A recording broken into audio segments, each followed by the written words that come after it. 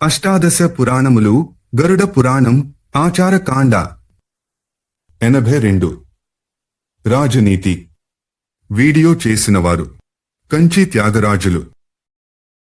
రాజనీతి ఇది ఆ రోజులలో రాజుకి పనికి వచ్చిన నీతి. ఇప్పుడు రాజులు లేరు, అయినా రాజాధికారాలు గల వారున్నారు. ప్రభుత్వముంది కాబట్టి నేటి సమాజానికి కూడా ఈ నీతులవసరం. ప్రజల నుండి పన్నుల రూపేణా డబ్బు వసూలు చేయడం, తోటమాలి మృదువుగా తాను పెంచిన మొక్క నుండి పూలు కోసినట్లుండాలి. అంతేకాని వంట చెరకు కోసం చెట్టు నరకినట్లుండకూడదు. ఇతర రాజ్యాల నుండి వచ్చిన ద్రవ్యాలను రాజు స్వీకరించాలి. అవి పాడైపోతే విరిగిన పాలను వలె త్యజించాలి. పాల కోసం ఆవుని వాడుకోవాలిగాని పొదుగును కోసివేయకూడదు. అలాగే రాజు ధనికులను వాడుకోవాలి. సత్యం మనోరమాః కామాః సత్యం రమ్యా విభూతయః కింటు వైవనితాపాంగ భంగి లోలం హి జీవితం వ్యాఘ్రవ తిష్టతి జరా పరితర్జయంతి రోగాశ్చ శత్రవ ఇవ ప్రభవంతి గాత్రే ఆయుః పరిస్రవతి భిన్నఘటా దివాంభో లోకోన చాత్మపాతమాచరతి కశ్చిత్. ఆచార 111:9 10 అన్నీ సత్యంలాగా శాశ్వతంలాగా కనిపిస్తాయి. కాని ఐశ్వర్యం, భోగాలు, స్త్రీ, ప్రేమ, పదవి వంటివి సత్యాలు కావు, నిత్యాలు కావు. అసలు కనిపించని రోగం, ముసలితనం, మృత్యువు మాత్రమే నిత్య సత్యాలు, శాశ్వతాలు. కాబట్టి రాజైనా ప్రజలైనా ధర్మాచరణ రకులై జీవించాలి. ఈ భావాన్నే పువ్వులోంచి తుమ్మెద తేనెను లాగినంత మృదువుగా నొప్పి లేకుండా ప్రజల నుండి ప్రభుత్వము పన్నులు వసూలు చేయాలని చెప్పాడు. అర్థశాస్త్రంలో చాణక్యుడు. గరుడ పురాణంలో కూడా ఉంది 123:5. పరస్త్రీలలో తల్లిని, పరద్రవ్యంలో మట్టిని, సర్వప్రాణులలో తన ఆత్మని చూడగలిగిన వాడే నిజమైన విద్వాంసుడు. పదవి కోసం ప్రయత్నించేవాడు ఆ పనిని ప్రజల కోసం చేయడు, తన కోసమే చేస్తాడు. అది క్షంతవ్యమే కాని ఆ పదవి వల్ల వచ్చిన అధికారాన్ని, ఐశ్వర్యాన్ని ప్రజోపయోగకరమైన యజ్ఞయాగాదులకు, దానాలకు వినియోగించినవాడే నరకానికి పోకుండా ఉంటాడు. రాజ్యాంతే నరకం ధ్రువం అనే నానుడి వానికి వర్తించదు. రాజుకైనా ప్రజలకైనా ధనం అత్యంత ముఖ్యం. ధనవంతునికి మిత్ర, బంధు, బాంధవులుంటారు. అతనినే మహాపురుషుడని, సమర్థుడని కొనియాడతారు. ధనం కోల్పోతే అదే వ్యక్తిని అందరూ వదిలేస్తారు. వాడసలు మగాడే కాడంటారు. మరల ధనం సంపాదించుకువస్తే నాలిక కరుచుకుని అతని చుట్టూ చేరతారు.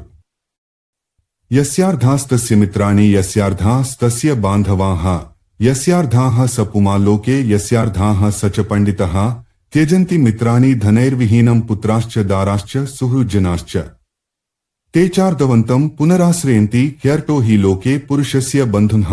ఆచార 1:1:17-18. రాజుకి శాస్త్ర జ్ఞానముండాలి. అదొక కన్ను వంటిదైతే మరొక కన్ను గూఢచారులు. ఏ రాజు యొక్క పుత్రులు, భృత్యులు, మంత్రులు, పురోహితులు, ఇంద్రియాలు తమ తమ కర్తవ్య పాలనలో బద్ధకం వహిస్తారో ఆ రాజు ఎంతో కాలం రాజుగా మనలేడు. వీరంతా సక్రమంగా పనిచేస్తే బలవంతుడైన రాజు ఎన్నేళ్లైనా ఎలగలడు. ప్రయత్నం, సాహసం, ధైర్యం, బుద్ధి, శక్తి, పరాక్రమం ఉన్నవానిని దేవతలు కూడా మెచ్చుకుని పై పదవికి పంపిస్తారు. ఉద్యోగః సాహసం ధైర్యం బుద్ధిః శక్తిః పరాక్రమమమః. షడ్విధో యస్య ఉత్సాహస్తస్య దేవోపి శంకతే న ఉద్యోగేన కృతే కార్యే సిద్ధిర్యస్య న విద్యతే దైవం తస్య ప్రమాణం హి కర్తవ్యం పౌరుషం సదా. ఆధార 1:1:32-33. ఈ ఆరోగలవాడే పురుషుడు. ఈ జన్మలోని పౌరుషమే మరుజన్మలో భాగ్యమవుతుంది. అధ్యాయం 111. ఉత్తములని, మధ్యములని, అధములని భృత్యులలో 3 రకాల వారుంటారు. అది పరీక్షను పెట్టి తేల్చుకోవాలి. బంగారాన్ని ఎలాగైతే అత్యంత జాగరూకతతో ఘర్షణ, ఛేదన, తాపన, తాడన పరీక్షలను పెట్టి తీసుకుంటామో భృత్యులను రాజు కూడా అలాగే ఎంచుకోవాలి. వర్ణము, వ్రత, శీల, కర్మములు ఈ ఎంపికలో ప్రధాన పాత్రను వహిస్తాయి. ముఖ్యంగా కోశాధికారిని ఎంచుకునేటప్పుడు అభ్యర్థి యొక్క వంశాన్ని, శీల సద్గుణ సంపన్నతలను, సత్య ధర్మపరాయణత్వాన్ని, రూప సంపదను, ప్రసన్న చిత్తాన్ని పరిగణనలోకి తీసుకోవాలి. రత్నాల గూర్చి బాగా తెలిసిన వానినే రత్న పరీక్షకునిగా నియమించుకోవాలి.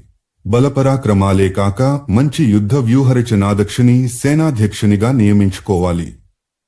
సంకేతమాత్రమున స్వామి అవసరాన్ని పోల్చుకోగలిగేవాడు, బలవంతుడు, సుందర శరీరుడు, పని బద్ధకం లేనివాడు, జితేంద్రియుడు అయిన వానిని ప్రతిహారిగా పెట్టుకోవాలి. మేధావి, వాక్పటుత గలవాడు, విద్వాంసుడు, జితేంద్రియుడు, సర్వశాస్త్ర పరిచయం మరియు విమర్శక దృష్టి ఉన్నవాడు, స్వతహాగా సజ్జనుడునగు వానిని లేఖకునిగా పెట్టుకోవాలి. బుద్ధిమంతుని, వివేకశీలుని, శూరుని, పరేంగితజ్ఞుని, మాటతీరు గలవానిని, యథార్థం చెప్పే ధైర్యము చెప్పడంలో నేర్పుగలవానిని దూతగా నియమించుకోవాలి. సమస్త స్మృతులు శృతులు చదివిన పండితుడు, శాస్త్రాలలో నిష్ణాతుడు, శౌర్య పరాక్రమ సంపన్నుడు నగు వానిని ధర్మాధ్యక్ష పదవికి ఎన్నుకోవాలి. వంటవాడు వంశపారంపర్యంగా రావాలి.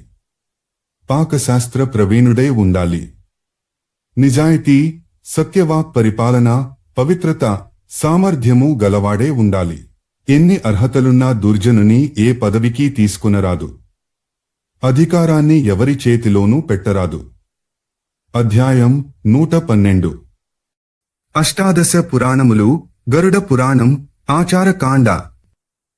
82. రాజనీతి.